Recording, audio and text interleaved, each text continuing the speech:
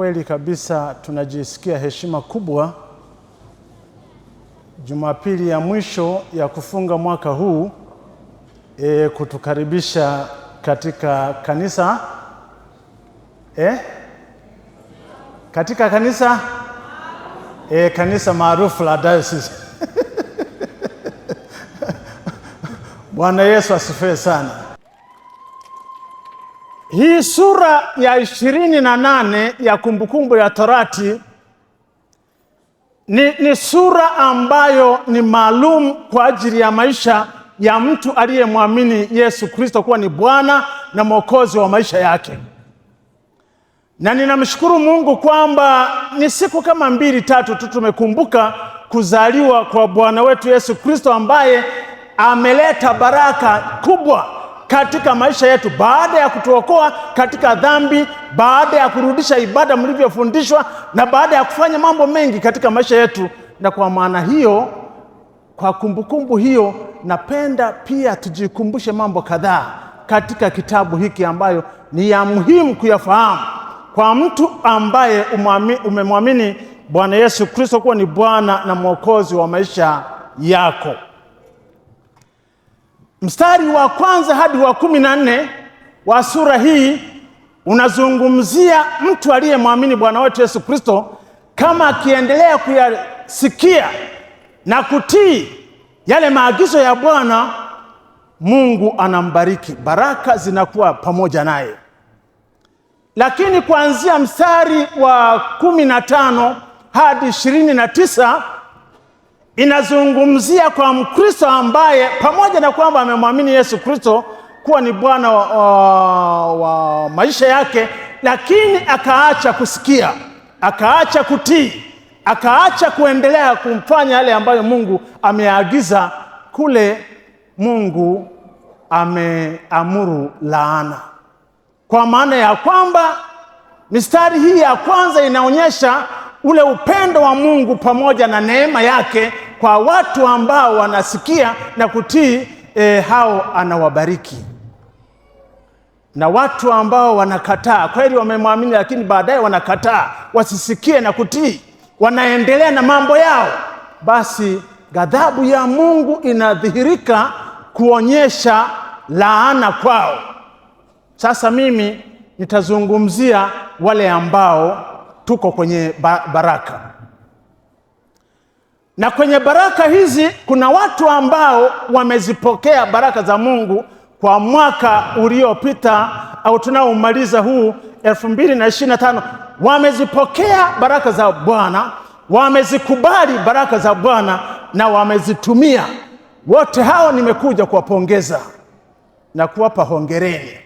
Wale ambao mnajua jinsi ambavyo Mungu anawabariki na mmeendelea kuonyesha kwamba kwa baraka hizi Mungu anazotubariki, na sisi tunaendelea kumbariki, tunaendelea kumtumikia, tunaendelea kumtii, tunaendelea kumheshimu na tunaendelea kumpenda. Wale wote ambao wamefanya hivyo, basi nimekuja kuwapongeza. Na kwa kweli ile sehemu yangu ya kwanza ya maneno ni hao ambao wamezipokea baraka za Mungu, wamezikubali baraka za Mungu na wanazitumia vizuri. Mtu aliyebarikiwa hakai kimya. Mtu aliyebarikiwa ni lazima ananyosha mkono. Mtu aliyebarikiwa ni lazima anashare, anashirikisha wengine. Huwezi kumkuta mtu aliyebarikiwa akawa ni mchoyo, mtu aliyebarikiwa akawa ni mnyimifu, mtu aliyebarikiwa akawa ni mkono wa birika. Mtu aliyebarikiwa wakati wote yuko tayari kufanya kwa ajili ya wengine. Watu hawa ndio baraka hizo ambazo tumezisoma kuanzia mstari wa 1 hadi wa 13. Na hizo baraka ni aina mbalimbali. Kuna zingine baraka za vitu, labda mali. Kuna zingine baraka za kuwa heri na afya njema, uzima. Kuna baraka zingine za kuwa na hazina mbinguni, yani mtu ambaye anajiwekea maisha yake mbinguni. Kuna baraka, yani zote utazisoma vizuri hapo. Mstari wa 1 ni kama baraka ya kupata kibali na heshima. Mstari wa pili ni kama kupata upendeleo fulani. Mstari wa 3 na wa 6 ni baraka mbalimbali ya vitu na mambo kama hayo. Mstari wa 7 baraka ya kulindwa na kupiganiwa na Mungu. Mstari wa 11 baraka ya kuwa na uzazi mwema ambao kwa kweli watu huwa wanafurahia uzazi wao. Kuna watu ambao wanalia, wanateseka kwa ajili ya uzao wao, lakini hapa mstari wa 7 mstari wa 11 anazungumzia wazao wako watakuwa wamebarikiwa, kwamba wanakuwa ni neema. Lakini pia ukiendelea mstari ule wa 12 baraka za uzima, kuwa na uzima, baraka za uchumi mzuri, baraka za mafanikio na shughuli za mikono yako, yani kufanikiwa. Bwana Yesu asifiwe sana. Shughuli za mikono. Wakati mwingine tunafikiria kwamba baraka ni pesa tu au ni vitu mbalimbali. Baraka ni zile ambazo Mungu kwa kweli anakujalia kuzipata bila ya wewe kufanya kazi. Sisi pale nyumbani tumepanga, sijui nani ni mtume, lakini tu katibu ni kutume, ukafungue nyuma ya gari ulete ndoo moja nyekundu, ilete hapa na utafurahia, maana na wewe ni mwekundu. Ulete hiyo ndoo.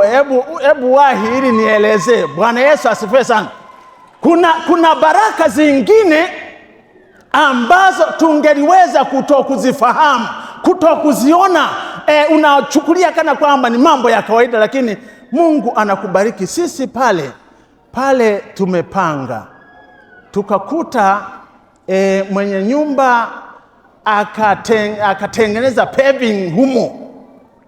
Kwenye paving humo akaachia mti wa mwembe mmoja. Mti wa mwembe mmoja. Sasa yani na huko karibu na chumba chetu tunachoona, usiku kucha matunda yanaanguka. Sasa tumeamua kwamba kila asubuhi tunaokota, tunaenda na ndoo tunakoenda. Kwa hiyo leo asubuhi pia tuliokote. Hebu iweke hapo. Bwana Yesu asifiwe sana. Kwa kukusumbua hivyo katibu, kwa kuwa na familia yako ipo, utachukua 10. Mengine ataenda kwa mchungaji. Nilitaka kuwapa watoto wa Sunday school, lakini wako wengi hawatatosha. Sasa ninasema nini? Kila siku tunaokota. Mara ya kwanza tuliokota ndoo nzima, tukapeleka, nafikiri ilikuwa Ebeneza. Mara ya pili tukaokota ndoo nzima, tukapeleka kwa mchungaji Nkulukulu. Leo tumeokota kweli tu, tumewahi kuondoka mapema, lakini tungejaza, tumeleta kwa mchungaji Masanyiwa pamoja na katibu wa diocese. Bwana Yesu asiwe. Lakini na mwingine yote atakayewahi kwenye ndoo.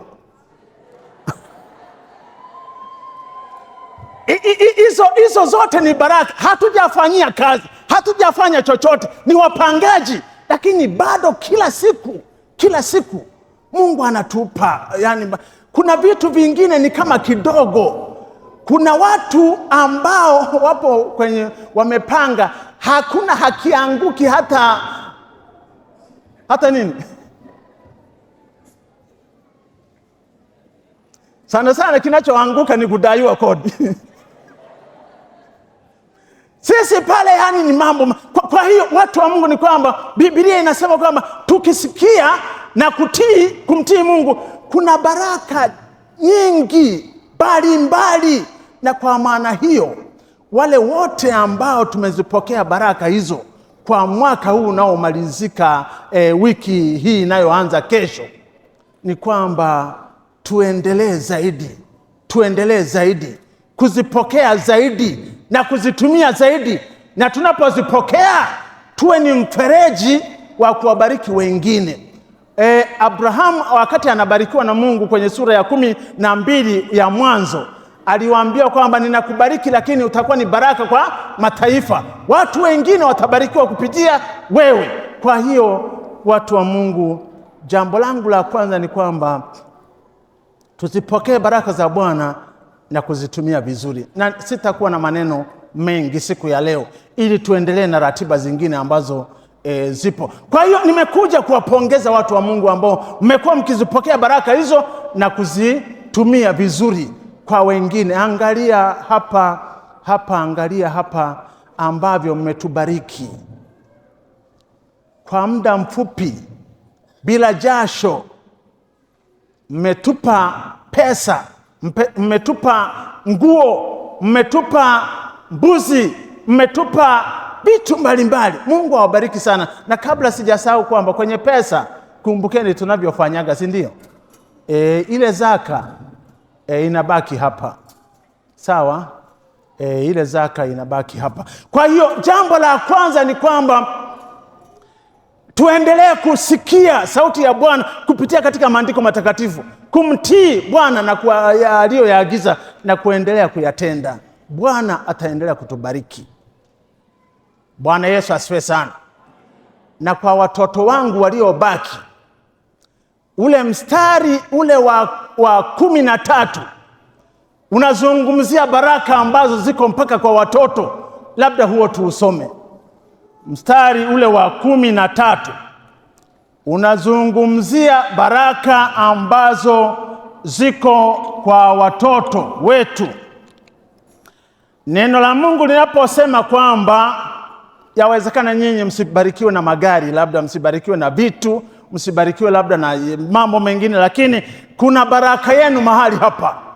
Mstari wa 13 anasema kwamba Bwana atakufanya wewe kuwa kichwa wala si mkia, nawe utakuwa juu tu. Watoto, semeni kwamba nitakuwa juu tu. Kwenye masomo yako usikubali kuwa chini. Bwana akikubariki, Bwana utakapoendelea kumtii na kumpenda Bwana Yesu, utakapoendelea kumfanya kuwa ni Bwana na Mwokozi wa maisha yako, utakuwa kichwa kwenye masomo yako, kwenye mitihani yako, wakati wote hutakuwa chini. Na neno hilo mlirudie tena watoto, kwamba nitakuwa juu tu. Bwana Yesu asifiwe sana. Hiyo ni baraka kwa mambo ya elimu, hiyo ni baraka kwa mambo ya vyeo, kwamba Mungu ataendelea kukupa nafasi, Mungu ataendelea kukupandisha, Mungu ataendelea kukupa fursa ya kufanya vizuri. Lakini hata katika mambo mengine, kwamba wewe utaendelea kufanikiwa zaidi ya wengine. Sasa ninapenda unisikilize vizuri.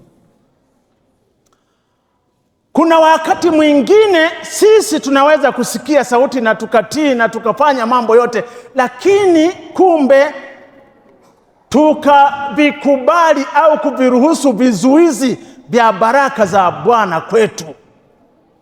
Nitatoa mfano wa vizuizi viwili vya baraka za Mungu kwetu, ambavyo watu wengi vimewafanya kuwazuia kupokea na kutumia baraka za Bwana.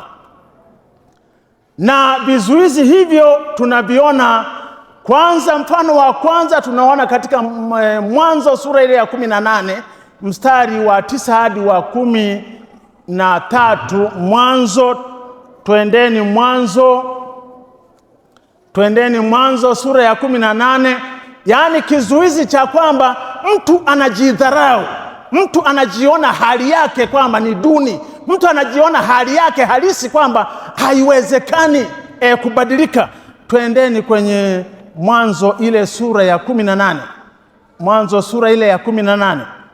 Tuanzie kusoma mstari wa 9. Usikilize vizuri, mtu wa Mungu.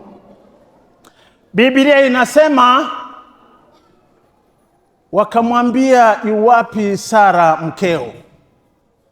Hapa ni malaika wamemtembelea Abrahamu, na baada ya kumwona na kuzungumza naye, wakamwambia kitu ambacho Mungu anaenda kuwabariki nacho. Lakini Sara hakukikubali, hakukipokea.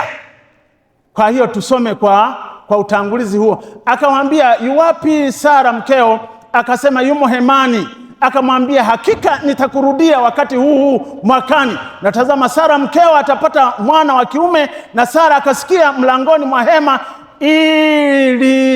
iliyokuwapo nyuma yake Basi Ibrahimu na Sara walikuwa wazee na umri wao ni mkubwa, na Sara alikuwa amekoma katika desturi za wanawake. Kwa hiyo Sara akacheka moyoni mwake akisema, niwapo mkongwe nitapata furaha, na bwana wangu na yeye ni mzee. Sara anacheka, Sara anajidharau, Sara hapokei ile baraka ambazo Mungu ametuma malaika kwenda kuambia. Yaani anaikataa kwamba mimi ni mzee, mimi ni mkongwe. Na kweli hali halisi, maana anasemea kwa yeye kweli ni kwamba kibinadamu isingeliwezekana. Maana Biblia inazungumza maneno hayo, yamkini Kiswahili hicho unakifahamu. Na anaenda kumsingizia na mume wake kwamba na hata mume wangu ni mzee. Yeye nafikiri hakuwa amesoma, hakuwa mtaalamu wa sayansi. Hakujua kwamba ng'ombe hazeeki maini, huwa wanasema hivyo. Hilo Sara hakulijua, alifikiri kwamba na mwanaume akizeeka hawezi kuzaa tena. Sasa anazikataa baraka za Bwana. Mtu wa Mungu, kuna watu ambao Mungu angewabariki lakini wamekataa kwamba mimi ni maskini tu, mimi sina mtaji, mimi sina uwezo, mimi sina elimu, mimi sina eneo ambalo linaweza kunisaidia kufanya mambo haya. Mimi kwa kweli yani sina wa kunisaidia. Mimi wana sababu nyingi. Lakini sorry. Njoo nisaidie, imeshikwa. Lakini na huko kichwani yarudisha.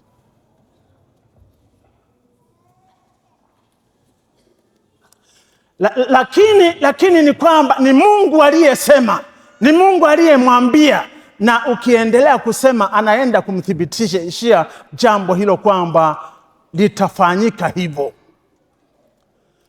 Salamu ya malaika kwa Mariamu na yenyewe ilikuwa kwa jinsi hiyo. Ukisoma katika Luka sura ya 1 mstari wa 34, yeye Mariamu alipokea hiyo baraka ya kupata mtoto wa kiume. Alipokea, lakini alichokihitaji ni kwamba apate ufafanuzi. Akauliza kwamba jambo hili au neno hili litakuwaje, maana mimi sijui mme. Anataka tu ufafanuzi, sio kwamba anakataa kwamba mimi siwezi. Mariamu yeye akapokea hiyo baraka, lakini akataka ufafanuzi. Mtu wa Mungu, baraka za Mungu zinapokuja kwako, tafuta tu ufahamu, tafuta tu mafundisho, tafuta tu msaada, tafuta mahali ambapo unaweza kusaidiwa na ukafanya vizuri kwa kitu ambacho unataka kukifanya. Usikatae, usijidharau, usijione huwezi. Mungu amekupa nguvu, Mungu amekupa fursa, Mungu amekupa nafasi ya jinsi mbalimbali. Unaweza kweli usiweze jambo hili, lakini ukaweza hili. Usiweze hili ukaweza hili. Ingawa nitamalizia kwa maneno ambayo Mungu anayasema ili kututia moyo kwamba tunaweza mambo yote. Hilo ni jambo, huo ni mfano wa kwanza. Sara akakataa hizo baraka, hakuzipokea kwa sababu ya hali yake halisi. Ni ndivyo ambavyo watu wengi tunafanya. Unamkuta mtu kwa kweli ana afya yake njema na kabisa, yani ana nguvu, lakini hana chochote, hafanyi chochote kwa sababu amesubiria mtaji, amesubiria hatusaidiwi, amesubiria yani hawatukumbuki, anasubiria yani mambo mbalimbali. Kweli kabisa, mtu wa Mungu, nikusihi kwamba pokea baraka za Bwana, uzikubali na Bwana atatengeneza njia. Hiyo ni mfano wa kwanza wa kizuizi. Kizuizi cha pili ambacho kinafanana na haya ni kutokuwa na ufahamu wa haki zetu, aidha uwezo wetu tulionao wa kumiliki. Ni kutokufahamu yani ule uwezo wetu na haki zetu za kumiliki. Ninakuomba tusome mfano tunauona katika kitabu cha Luka sura ile ya 15. Luka sura ile ya 15, mfano mwingine wa watu ambao wanazikataa baraka za Mungu ni kwa sababu ya kutokuwa na ufahamu, ya kutokuwa na elimu, ya kutokuwa na kujua, hawajui kile ambacho ni haki yao, uwezo wao, au umiliki wao. Luka sura ile ya 15, tuanzie mstari ule wa 11. Luka sura ile ya 15, mstari kuanzia wa 11. Biblia inasema, akasema mtu mmoja alikuwa na wana wawili, yani watoto wawili wa kuzaa yeye, watoto wake kabisa wa kutoka tumboni, kama ni baba kiunoni mwake, kama ni mama ni tumboni mwake. Sikiliza, wana wawili. Yule mdogo akamwambia babaye, baba, nipe sehemu ya mali inayoniangukia. Huyu mtoto anajua haki yake na umiliki wake katika mali ambazo ziko nyumbani, kwamba na yeye ana sehemu, kuna mali za kwake pale. Na anasema kwamba unipatie inayoniangukia. Mara nyingi huwa hamsomi vizuri baba yao alifanyaje. Mara nyingi huwa tunafikiri kwamba alimgawia tu mtoto yule mdogo za kwake basi. Hebu soma vizuri, neno linasemaje? Akawagawia wote. Sikiliza, baba akajua ya kwamba hii mali ni ya kwao, kwa maana hiyo akawagawia wote. Sasa hapo tunaweza kutafuta kwamba je, na mkubwa alimpa kwamba fungu lako ni hili. Inakuwa kama kutengenezea wosia kwamba baba alipochukua mdogo, aliposema kwamba za mdogo ni hizi, baba akatenga sehemu ya mkubwa pia, akajua kwamba hizi ni za mkubwa. Haleluya, Bwana Yesu asifiwe. Maana maandiko yanasema kwamba akawagawia vitu vyake, akawagawia wote wawili. Basi tuendelee. Hata baada ya siku nyingi, yule mdogo akakusanya vyote, akasafiri kwenda nchi ya mbali, akatapanya mali zake huko kwa maisha ya uasharati. Alipokuwa amekwisha kutumia vyote, njaa kuu ikaingia nchi ile, naye akaanza kuhitaji. Akaenda akashikamana na mwenyeji mmoja wa nchi ile, naye alimpeleka shambani kwake kulisha nguruwe. Akawa akitamani kujilisha kwa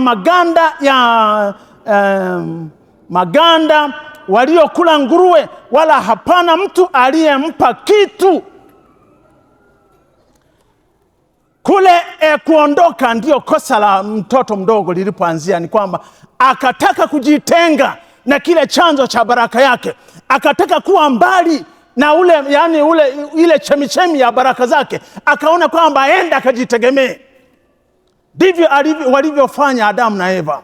Walikuwa kwenye bustani, wanaendelea kukutana na Mungu wakati wote, lakini walipotamani kwamba wanataka kujitegemea, wawe mbali na Mungu, wajitegemee, Mungu asiendelee tena kuwaongoza na kuwatawala, wakajitoa katika uwepo na katika kile chanzo cha baraka zao, basi wakaingia kwenye matatizo. Ndivyo huyu mwana mdogo alivyofanya.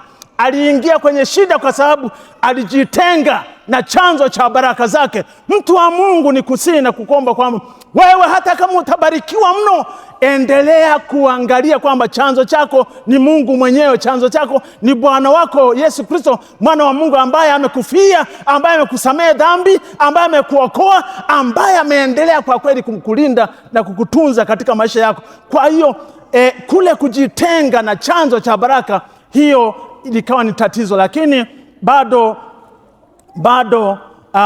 mtoto huyu mdogo, mstari ule wa 17, alipozingatia moyoni mwake, alisema, ni watumishi wangapi wa baba yangu wanaokula chakula na kusaza, na mimi hapa ninakufa kwa njaa.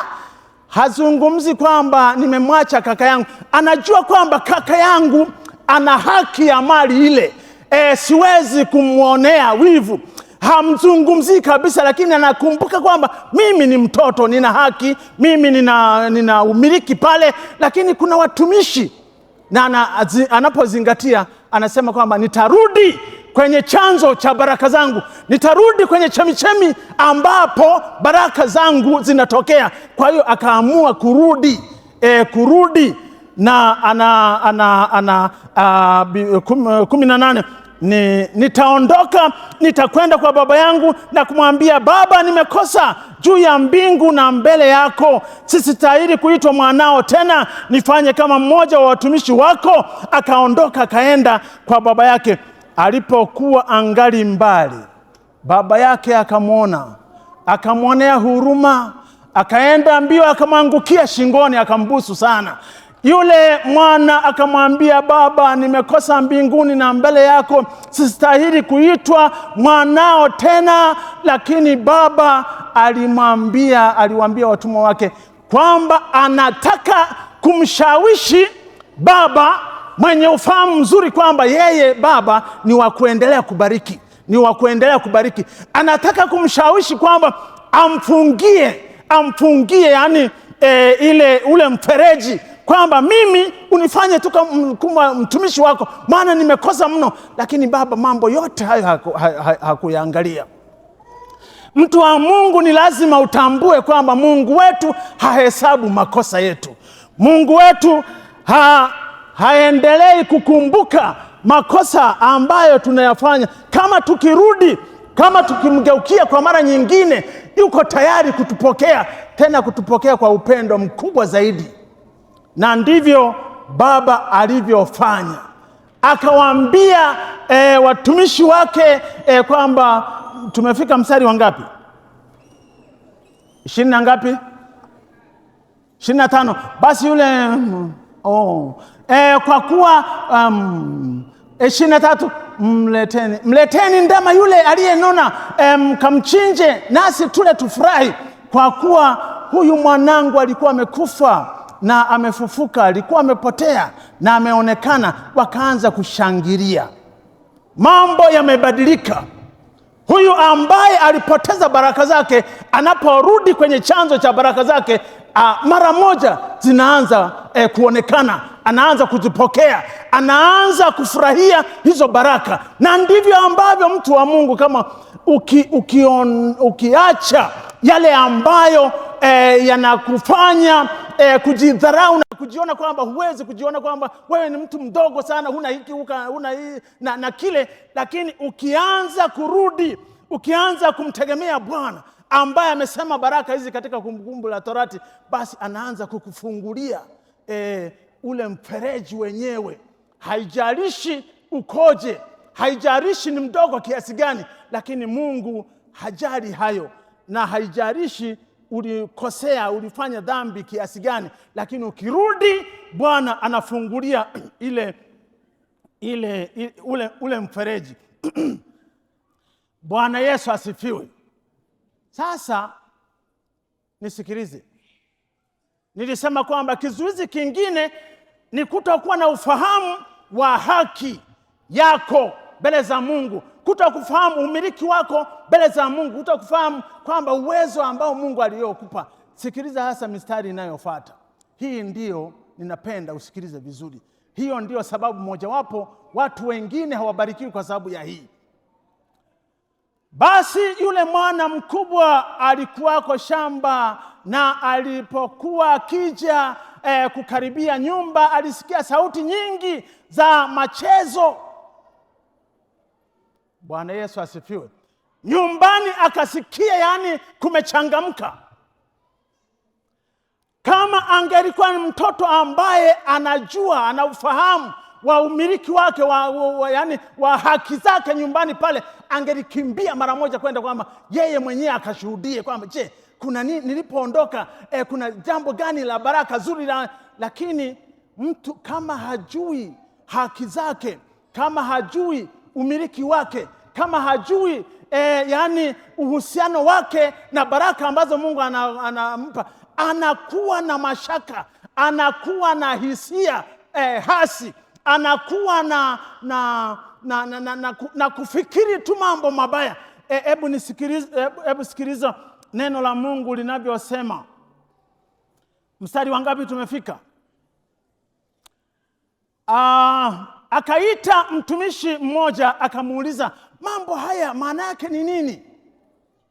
Akamwambia, huyo mtumishi anamwambia ule ukweli, akitegemea kwamba afurahie, kwamba apokee kwa kushangilia, akamwambia ndugu yako amekuja.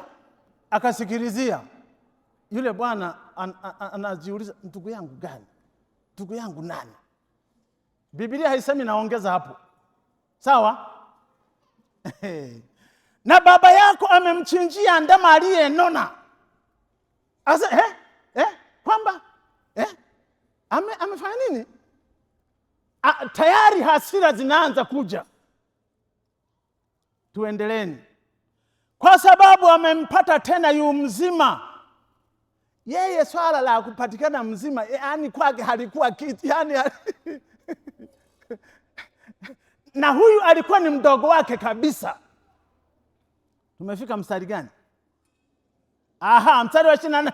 Akakasirika, akakataa kuingia ndani. Basi baba yake alitoka nje akamsihi. Akamjibu baba yake akasema, tazama, mimi nimekutumikia miaka mingi hii, wala sijakosa amri yako wakati wowote, lakini hujanipa mimi hata nini? Tunafuatana. Mkubwa anasema hujanipa hata mwana mbuzi, lakini huyu mtoto wako amekuja umemchinjia ndama aliyenona. Wakati wanagawiwa, yeye vya kwake havijaguswa. Yeye vile vya nyumbani vyote ni vya kwake. Yaani umiliki wa mambo yaliyoko mahali pale ni ya kwake. Na kwa maana hiyo angeliweza kuchagua kila siku kwamba leo ninapenda kutumia hiki, na yuko pale pale nitatumia na hiki, yuko pale pale akafurahia. Lakini angalia mkubwa maneno anayoyasema. Tazama, mimi nimekutumikia wakati wote, lakini hujanipa mimi mwana wa mbuzi nifanye furaha na rafiki zangu. Anataka afanye furaha na rafiki, sio ndugu yake. Ndugu yake hataki kabisa. Wazazi wake hataki kabisa. Angelisema kwamba labda ungeninipa nifanye furaha na nyinyi wazazi wangu. Yani hana habari hiyo. Ufahamu wake ni tofauti kabisa. Anasema, lakini alipokuja huyu mwana wako aliyekula vitu vyako pamoja na makahaba, umemchinjia yeye ndama aliyenona. Akamwambia, baba anasema, sikiliza, haki tulizonazo kwa Mungu wetu. Baba akamwambia, mwanangu, wewe pamoja nami siku zote, na vyote tulivyo navyo ni vyako. Huo ufahamu anaweka katika akili za huyu kijana mkubwa. Anataka kumfunulia kitu ambacho hakijui. Anamwambia kwamba hivi vyote vilivyopo hapa ni vyako, na tena kufanya furaha na shangwe ilipaswa, kwa kuwa huyu ndugu yako alikuwa amekufa naye amefufuka, alikuwa amepotea naye ameonekana. Alijibuje? Guess. Bashiri. Yule jamaa alijibuje? Biblia haisemi, si ndio? Lakini nataka kukuambia kwamba kizuizi kingine cha baraka za Mungu ambazo anatubarikia nazo ni kutokuwa na ufahamu wa kuzipokea, kutokuwa na ufahamu wa umiliki wetu wa yale Mungu ambaye ametupangia, ni kutokuwa na uwezo wa kukubali na kusema kwamba Mungu asante, yale ambayo unatupatia. Mtu wa Mungu, watu wengi wamekuwa na hasira, wamekuwa na chuki, wamekuwa na ghadhabu kubwa. Yeye hataki kupokea baraka ambazo Mungu anampa, na wakati mwingine anaanza kuwa na hasira ya wengine waliobarikiwa. Anaanza kuwa na chuki na wengine ambao Mungu anapowapa wanapokea, wanatumia vizuri. Mtu wa Mungu, ni kusihi kwamba tutengenezeni ufahamu wetu, ni kwamba Mungu amekwisha kutuahidia baraka. Mungu ametupa fursa. Mungu ametupa njia. Mungu ametupa uwezo, na umiliki huo ni kwetu. Sisi tu ni kwamba tuendelee kukaa katika chanzo cha chemichemi au chanzo cha bubujiko ya baraka yetu, na kisha sasa tuendelee kupokea na kutumia kadri ambavyo Mungu ameamua kutufanyia. Kwa hiyo vizuizi viwili ni hivyo ambavyo watu wengi wangeliweza kabisa wakabarikiwa zaidi, lakini wanajidharau. Wanaona mimi ni mkongwe, mimi ni mzee wa siku, mimi siwezi kufanya hicho, maana mimi siwezi, yani sina, mimi anaanza sasa. Lakini pia kukasirika, yani kukosa ufahamu, na kisha unaanza kukasirikia na wengine ambao hata hawana hatia. Anamkasirikia mdogo wake, kweli alikosea. Anamkasirikia baba yake ambaye hajakosa chochote. Mkubwa mali zake zipo intact, yani zipo, hazijaguswa, lakini anasema kwamba hujanipa. Wewe Mungu amekupa mambo mengi, yamkini ni wewe tu ambaye hutambui. Ni kwa sababu ya kukosa ufahamu, ni kwa sababu ya kukosa macho ya kiroho ya kuangalia baraka za Mungu zinakujaje. Siku ya leo ninapenda nikukumbushe kwamba Mungu ameahidi kutubariki kweli kweli. Mungu ameamua kutubariki kweli kweli. Na sasa tukipokea hizo baraka, tuwe tayari kuzitumia vizuri, na tukatae hivyo vizuizi, tuvikatae. Sasa watu wa Mungu, kuna mfano mwingine ambao pia ulikuwa kama wa huyu mwana mpotevu na kaka yake, na wao walikuwa wanafanana, lakini walivyopokea wao walipokea vizuri, walikuwa na ufahamu mzuri. Naomba twende kwenye kitabu cha Mwanzo, na huu ndio mkakati wetu watu wa Mungu, kwamba mwaka ujao wote tuwe tayari kukubali, kupokea na kutumia vizuri baraka za Mungu ambazo ametuahidi. Mfano huu unatupa watu wawili ambao nao walipita katika changamoto kubwa, lakini mwisho wake wote wakaonyesha baraka ambazo Mungu amewabarikia nazo. Nitaenda nasoma, tuwe tunafuatana tu. Twendeni kwenye kitabu cha Mwanzo sura ya 27. Kitabu cha Mwanzo sura ya 27. Kitabu cha Mwanzo sura ya 27. Watu wengine ambao wanaweza kuwa ni mfano mzuri kwetu.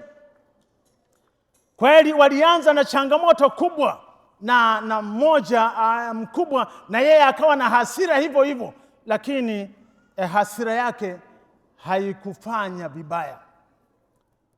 Mwanzo 27, tuanzie mstari ule wa kwanza hadi wa 28. Hapa nitasoma haraka ili tuende. Ikawa Isaka alipokuwa mzee na macho yake yamepofuka asione, akamwita Esau mwanawe mkubwa, akamwambia, mwanangu. Naye akamwitikia, mimi hapa. Akasema, tazama, sasa mimi nimekuwa mzee, wala sijui siku ya kufa kwangu.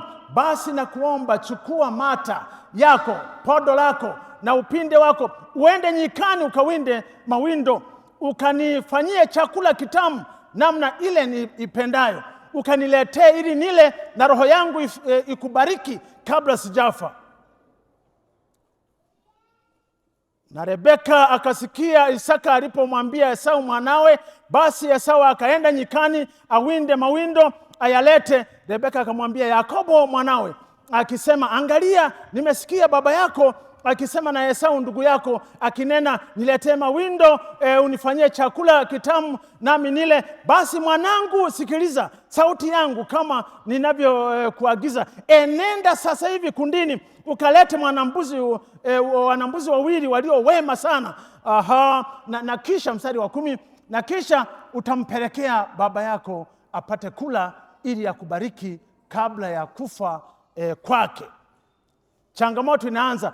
Yakobo akamwambia Rebeka mamaye kwamba Esau ndugu yangu ni mtu mwenye malaika, yani ana manyoya. Mimi ni mtu laini, sina manyoya.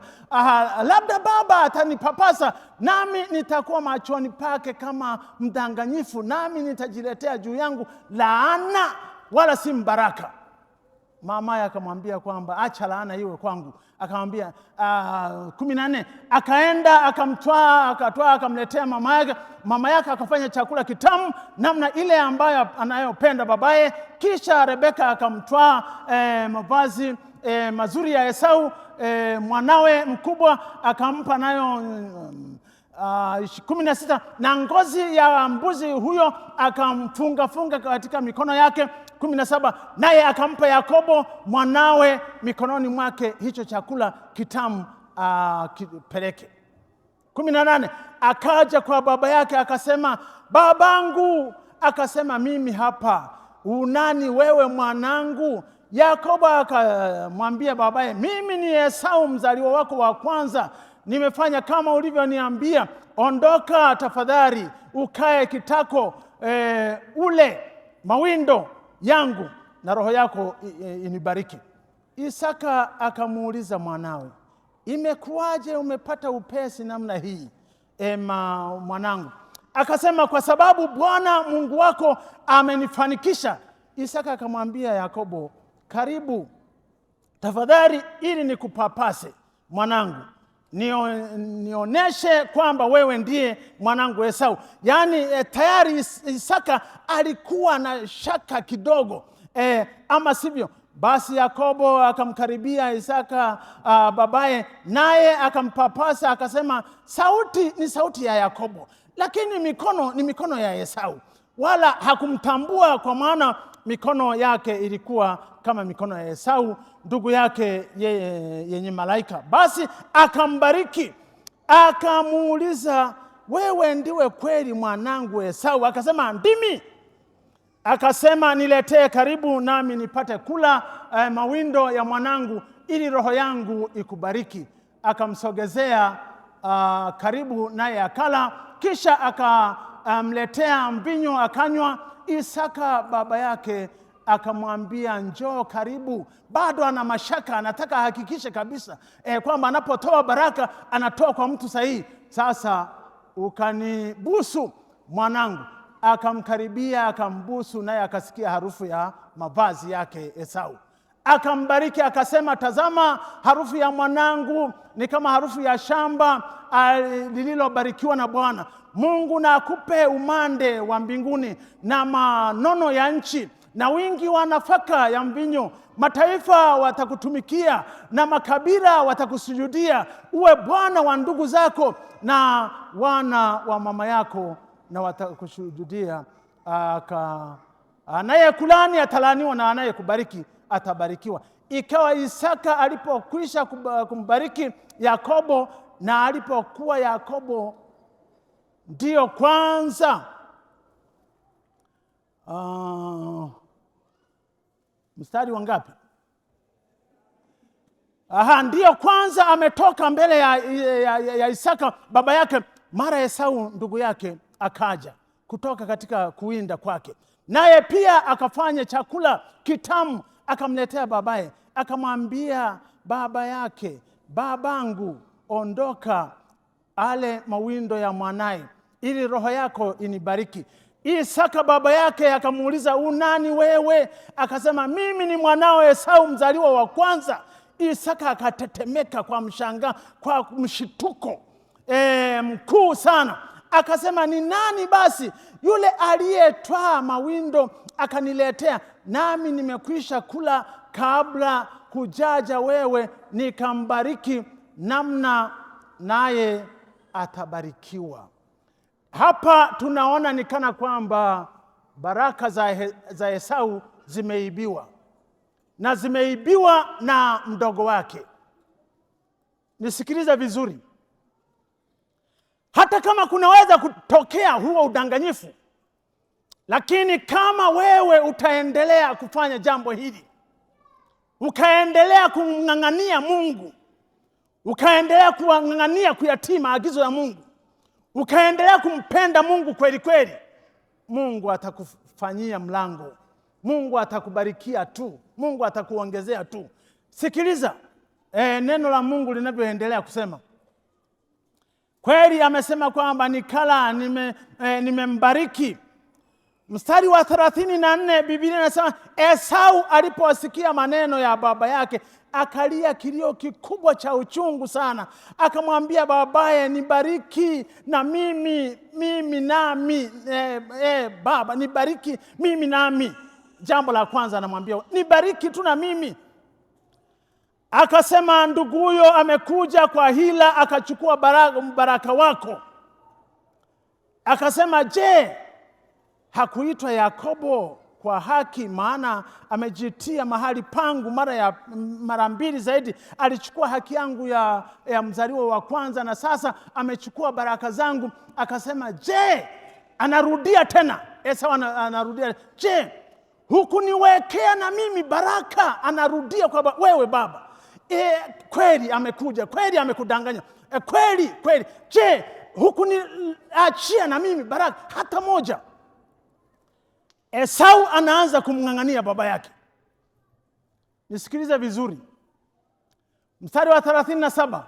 Isaka akajibu akamwambia Esau, tazama, nimemfanya awe bwana wako, ndugu zake wote nimempa kuwa watumishi wake, kwa nafaka ya mvinyo nimemtegemeza, nami nimemfanyia nini? Nikufanyie nini sasa mwanangu? Isaka anaona kana kwamba kila kitu ametoa, amemaliza. Sikiliza.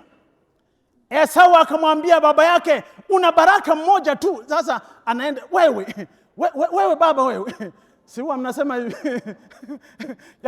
Nafikiri anamsogea sasa kwamba wewe baba, nataka sasa hivi kweli unakosa hata baraka moja ambayo umebakiza? Haleluya, haleluya, haleluya. Watu wanaokuwa na fahamu ya kwamba Mungu ndio wa kumbariki, wanang'ang'ania, hawawezi kuambiwa wakajibu hiyo au wakakosa mara moja wakakata tamaa. Watu ambao wanamjua Mungu alivyo na upendo, alivyo na kutujali, hawezi kukata tamaa kwa sababu amekutana na janga, amekutana na tatizo moja, hawezi kukata tamaa. Nisikilize. Tumefika mstari wa ngapi? Esau akamwambia 38. Esau akamwambia babaye, una baraka moja tu babangu, unibariki na mimi nami.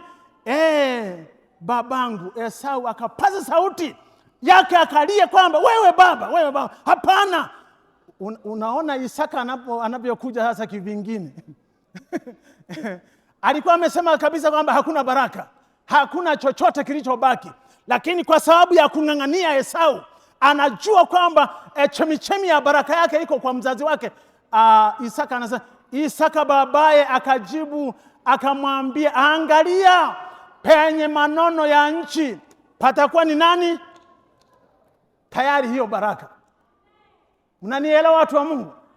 Aliyekuwa anasema kwamba hakuna hata baraka moja, anaanza kubariki baraka ya kwanza kwamba penye manono ya nchi hapo patakuwa makao yako, na penye umande wa mbingu utakaotoka hapo ndipo utakuwa. Hii sio baraka. 40 anamwambia kwamba kwa upanga wako wewe utaishi, ni kwamba kwa kuchakata, kwa kufanya kazi ya bidii ya nguvu utafanya, kwamba nitakubariki wewe kwa kazi yake. Lakini sikiliza, bado Isaka hajamaliza. Anamwambia nawe utamtumikia ndugu yako. Hiyo sio baraka. Lakini anakuja kusema hivi, na itakuwa utaponyoka, utalivunja kongwa lake katika shingo yake, kwa kama utaendelea kung'ang'ania hivi kukaa katika chemichemi mwanzo wa baraka zako, kama utaendelea kutii na kupenda na kuendelea kutii na kufanya yale maagizo ya Mungu, utaponyoka. Yaani, na utavunja kongwa lake, hutakuwa unamtumikia tena. Huyu hasa Isaka, baada ya kung'ang'aniwa na Esau, anaanza kutoa baraka. Mungu yuko tayari kukubariki na wewe. Wakati mwingi huu unaangalia tu kwamba wengine wamebarikiwa, wengine wamebariki. Hapana, Mungu hana ubaguzi, Mungu hana upendeleo. Kila mtu ambaye anaweza kuendelea kumng'ang'ania, anaendelea kumtii na kumpenda, yeye yuko tayari kumbariki kila mtu kwa baraka ambayo yeye Mungu ataona. Sasa ninapenda nikuonyeshe sasa matokeo ya hawa watu, kwamba huyu aliibiwa baraka zake na huyu aliiba baraka za mwingine. Hebu nisikilize, hebu ona jinsi ambavyo wanakutana sasa. Wanakutana. Lakini nilisema kwamba na Esau naye alikuwa na chuki ile ile. Ule mstari wa 41 ni kwa Esau akamchukia Yakobo kwa ajili ya ule mbaraka baba aliyombarikia. Esau akasema moyoni mwake, siku za kumlilia baba yangu zimekaribia, ndipo nitakapomuua ndugu yangu Yakobo. Sawa? Na yeye amechukia. Yule mwana mpotevu na kaka yake atakuwa na mwisho wake kwa malimalizaji. Lakini twende mstari wa 28, sura ya 28. Mstari wa sura ya 28. Sura ya 28 inasema mambo machache, labda tu niende haraka. 32, twendeni 32. 32 tuanzie mstari wa 24. 32 tuanzie mstari wa 24. 32 mstari wa 24. Yakobo akakaa peke yake na mtu mmoja akashindana naye mweleka hata alfajiri. Naye alipoona ya kuwa hamshindi, alimgusa panapo vunga la paja lake, akateguka uvunga wa paja la Yakobo aliyokuwa ameshindana naye, akasema niache niende. Sawa?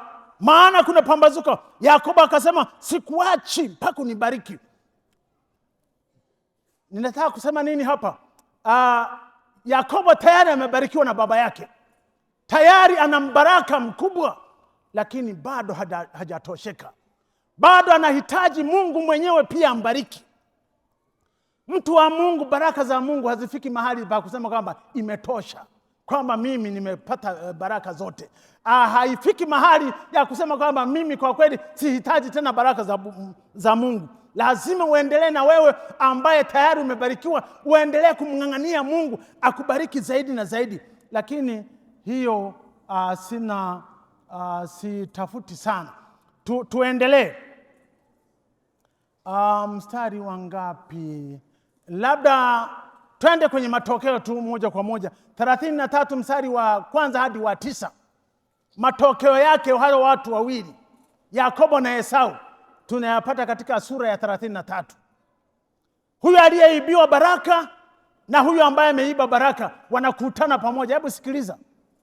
Yakobo akainua macho yake akaona, na tazama, Esau anakuja na watu 400 pamoja naye. Amewagawanyia Lea na akawagawanyia Lea, Raheli na wale vijakazi wawili wana wao, akawaweka vijakazi wa wana. Mstari wa 3, akapita mwenyewe mbele yao akainama mpaka chini. Mstari wa 4, Esau akaja mbio kumlaki, akamkumbatia huyo ambaye alisema kwamba nitakapomaliza kumlia baba yangu nitamuua mdogo wangu. Lakini amebadilika kabisa, maana baada ya Mungu kumbariki, maana baada ya Mungu kumfanyia yote ambayo aliyahitaji, sasa kweli baba hakumbariki, alimbariki kidogo, lakini Mungu akambarikia zaidi, maana baraka za Mungu ni nyingi na ni kubwa zaidi kuliko za wanadamu. Esau akaja mbio akamlaki, akamkumbatia na kumwangukia shingoni, akambusu, nao akalia. Akainua macho yake, Esau akainua macho yake akaona wale wake watoto, akauliza, ni nani hawa pamoja nawe? Akasema, ni watoto Mungu aliyompa mtumwa wako kwa neema. Ndipo wale vijakazi na wana wao wakakaribia, wakainama. Lea naye akafanya hivyo. Mstari wa 8 akasema, kundi hili lote ulilolikuta maana yake nililolikuta maana yake ni nini? Yaani kukawa na kundi kubwa la mifugo. Anauliza Esau kwamba maana yake ni nini? Akasema Esau akasema akasema kundi hili ni nini? Akasema, kunipatia kibali machoni pako, kwamba nimekuletea wewe ili nipate kibali, nipate msamaha. Angalia Esau anavyojibu. ambaye aliibiwa baraka. Esau anasema, Esau akajibu, ninayo tele ndugu yangu, ulionayo na yaendelee kuwa ya kwako. Bwana Yesu asifiwe sana. Haleluya, haleluya, haleluya, haleluya. Huyu aliyeibiwa baraka anayo tele. Huyu aliyeiba baraka anayo tele. Wanakuja kukumbatiana, maana hakuna hasira tena, hakuna chuki tena, maana Mungu amekwisha kuwabariki. Kwa nini tuendelee kuchukiana, kuwachukia wengine? Tafuta baraka zako kutoka kwa Mungu, hutachukia wengine, maana Mungu yuko tayari kumbariki kila mtu. Na mtu wa Mungu, nipende kukualika na kukuhamasisha kwamba mwaka ujao kila mtu atafute baraka zake, maana Mungu yuko tayari kutubariki. Bwana Yesu asifiwe sana. Bwana Yesu asifiwe sana. Na nikuachie mistari ambayo inaonyesha kwamba Mungu yuko tayari kufanyia mambo makubwa na makubwa zaidi ambayo yamkini hatuyafahamu. Kuna mstari umerudiwa sana. Kuna mstari umerudiwa sana. Maneno yamerudiwa sana. Katika Mwanzo sura ya 18 mstari wa 14, wakati Sara anakataa kwamba hawezi kupata mimba, malaika alimwambia kwamba hakuna jambo lisilowezekana kwa Bwana. Yeremia sura ya 32 na mstari wa 17, baada ya vita jeshi la Babeli linaenda kumpiga Zedekia na Yeremia amefungwa gerezani, mambo hayaendi sawa, lakini bado Mungu akamwambia kwamba hakuna jambo lisilowezekana kwa Bwana. Zekaria sura ya 8 mstari ule wa 6, Zekaria sura ya 8 mstari wa 6, bado neno la Mungu linasema kwamba hakuna jambo lisilowezekana, hakuna jambo gumu lisilowezekana kwa Bwana. Na Luka sura ya 1 mstari wa 37, neno hilo linazungumza kwamba baada ya Mariamu kusema kwamba simjui mume, malaika anamwambia kwamba hakuna jambo lisilowezekana kwa Bwana. Simama kwa miguu yako tuombe.